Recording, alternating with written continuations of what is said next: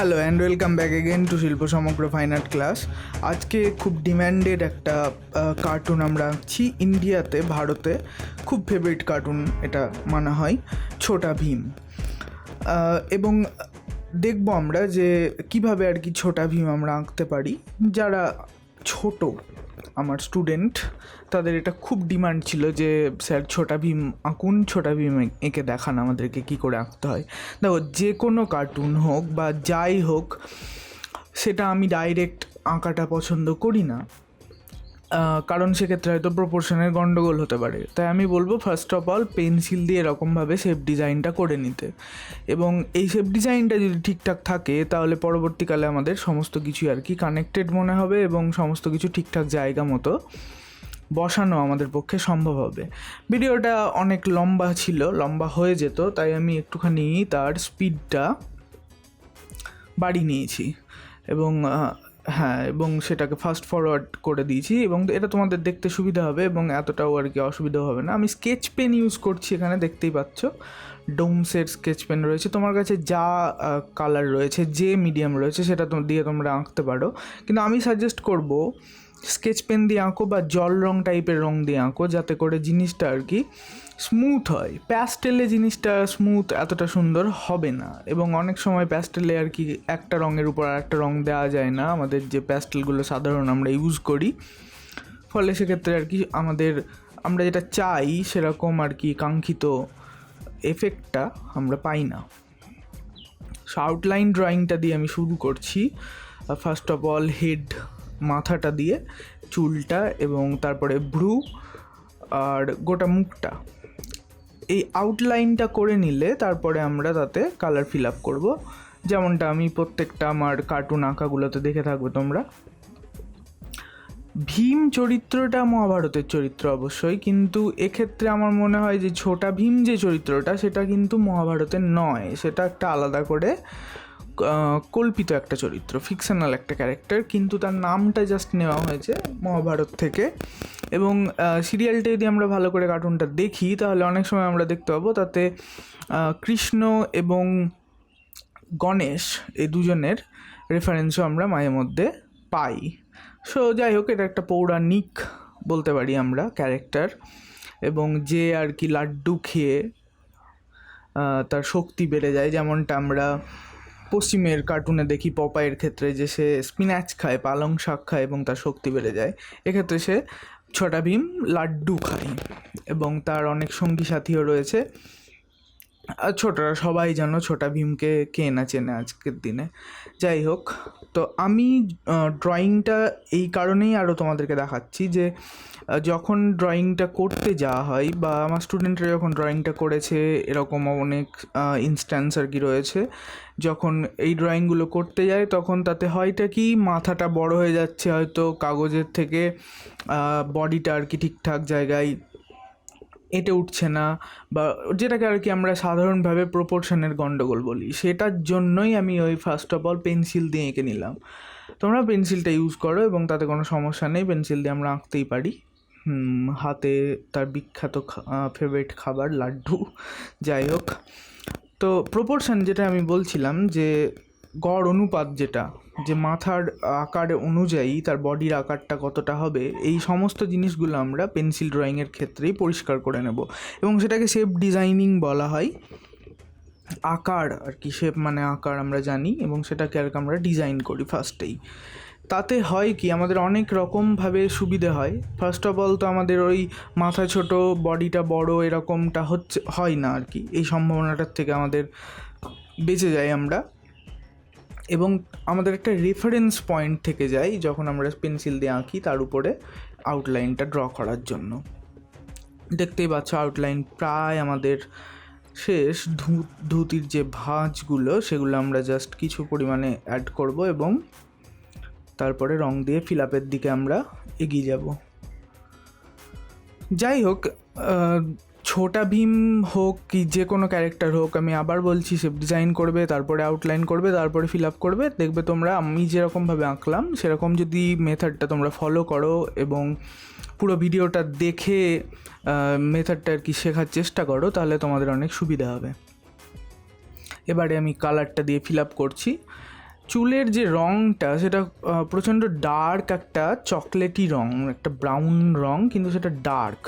এবার আমি এখানে বিশেষ ডার্ক রঙ ইউজ করছি না, যে চকলেট রঙটা আমার কাছে আছে সেটাই আমি ইউজ করছি এবং সেটাতেই আমি এই এফেক্টটা কিন্তু পাবো। এর উপরে আর কোনো কালার মিক্স করব না। এবং এতে একটা আমি ছোট্ট, তোমরা থাম্বনেলে দেখবেই যে একটা শ্যাডো আর কি ডান দিকটাতে পড়ে রয়েছে। সেই শ্যাডোটা আমরা কিভাবে গ্রে দিয়ে বার করি এবং যার জন্য ওটা একটা ডাইমেনশন পাই এবং দেখতে আরও বেশি ভালো লাগে।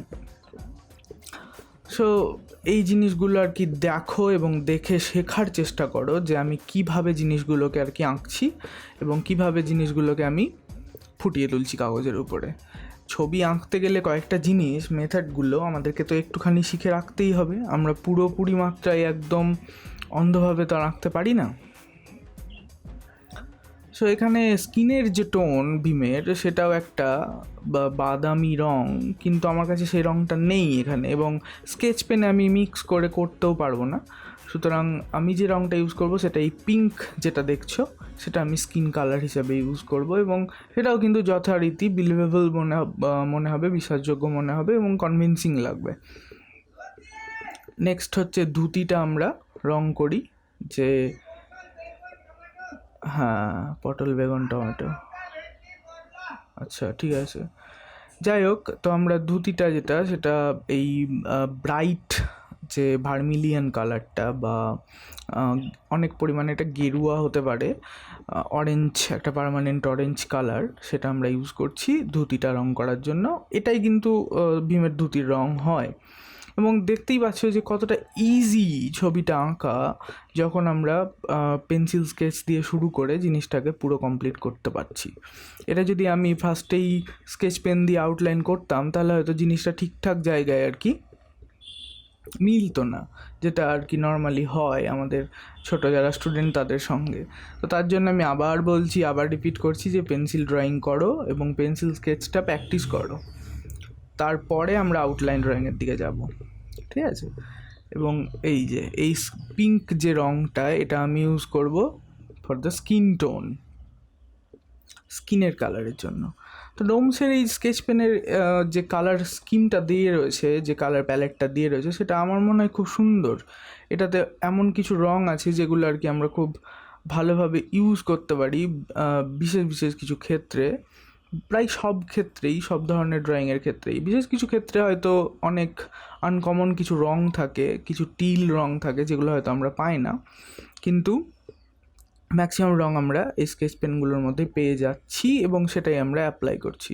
তো এখন অবধি যতটা দিলাম, দেখো স্কিন টোন হিসেবে কিন্তু সেটা যথেষ্ট কনভিন্সিং লাগছে এবং মনে হচ্ছে হ্যাঁ এটা স্কিন কালার হতে পারে। এবার অনেকে হয়তো বলবে যে ভীমের গায়ের রং এরকমটা নয়, কিন্তু তাতে কিছু যায় আসে না। ওই রঙের কাছাকাছি কোনো একটা রং আমরা ইউজ করতে পারি এবং সেটা যথেষ্টই কনভিন্সিং লাগবে। আমি আবার বলছি, অনেক ক্ষেত্রেই তোমাদের আর কি আর্ট ওয়ার্ক যেগুলো তোমরা বাঁধিয়ে রাখতে চাও, ছোটোবেলাকার কাজ আর কি, এরকম ধরনের কাজ তোমরা করো এবং এগুলোকে বাঁধিয়ে রাখো, সুন্দর লাগবে দেখতে। ঘর সাজানোর কাজেও তোমরা ইউজ করতে পারবে।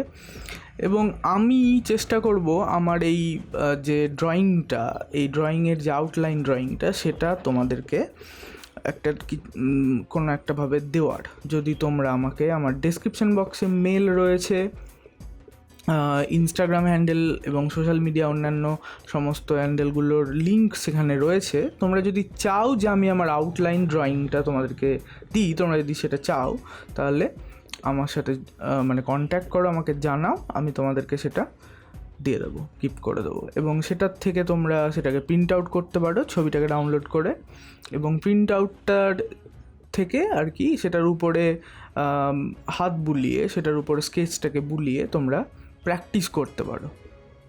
এটা একটা ভালো মেথড এবং তাতে অনেকটা পরিমাণ আইডিয়াও পাওয়া যায় এবং আমি তার জন্যে আর কি তোমাদেরকে এটা দেবো বলছি। তোমরা যদি চাও তাহলে এটা তোমরা পেতে পারো। দেখো প্রায় আমাদের ড্রয়িং কমপ্লিট। এটা অনেক লম্বা ভিডিও ছিল, আমি যদিও প্রায় আধা ঘন্টা ধরে আমি ছবিটা আঁকছিলাম এবং সেটাকে আমি একটুখানি ফাস্ট ফরওয়ার্ড করে দিয়েছি যাতে করে দেখার জিনিসটা আর কি সুন্দর লাগে দেখতে এবং বোরিং না মনে হয়।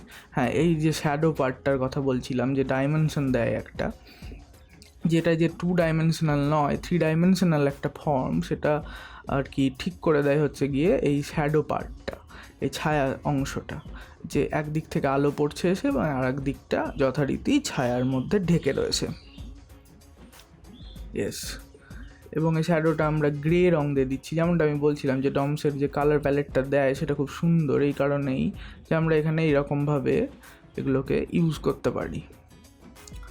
ড্রয়িং প্রায় আমাদের কমপ্লিট, ভিডিওর আমরা শেষ দিকে চলে এসেছি। তোমরা আমাকে জানাও যে তোমরা আউটলাইনটা চাই কি না, বা অন্যান্য কী ছবি তোমরা শিখতে চাও।